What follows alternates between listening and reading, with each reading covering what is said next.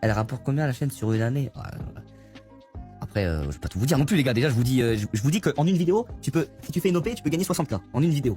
60 000 euros, tu te rends compte? Bah, après, c'est pas pour toi. C'est-à-dire, c'est une marque. C'est-à-dire, c'est dans ta boîte. Et quand même 60K. Si tu veux avoir les 60K en perso, c'est-à-dire, si tu gagnes 60K grâce à une marque et que tu veux les avoir pour faire tes courses, pour acheter ce que tu veux, des iPhones, des machins, tu dois les mettre sur ton compte perso et l'État, il te prête 52%. Et ça, notre ami Inoxtag, il a très bien compris puisqu'il a décidé de se structurer d'une manière assez intéressante. Donc si on s'intéresse à sa cartographie, on voit que la société Benji est la holding d'Inoxtag. Donc concrètement, c'est la société qui va détenir ses participations au sein de ses autres sociétés opérationnelles, dont Dany, Ascend et Aura, ainsi que Ascend 2, qui sont des sociétés qu'il utilise pour ses activités opérationnelles, donc pour sa chaîne YouTube, pour ses documentaires et pour ses différents projets. Et le fait d'avoir créé une holding, il y a un intérêt tout particulier, et c'est le fameux régime mère-fille.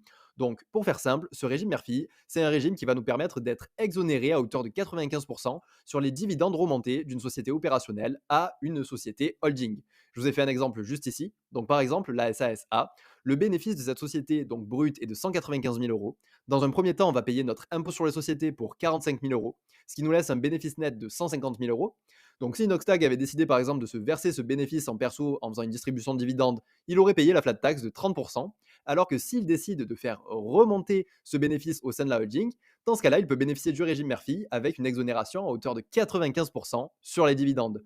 Donc uniquement une cote-part pour frais et charges de 5% du dividende sera soumise à l'IS, soit un impôt à payer de 1125 euros. Donc on a moins de 1,25% de taux d'imposition. Et la holding va lui permettre de réinvestir dans d'autres activités, donc société opérationnelle ou bien dans l'immobilier via des SCI, et il en a d'ailleurs quelques-unes. Aujourd'hui, lorsqu'on est entrepreneur en France, c'est primordial de bien se structurer et d'avoir une stratégie de rémunération appropriée. Donc si ça t'intéresse, n'hésite pas à réserver un audit avec le lien dans ma bio.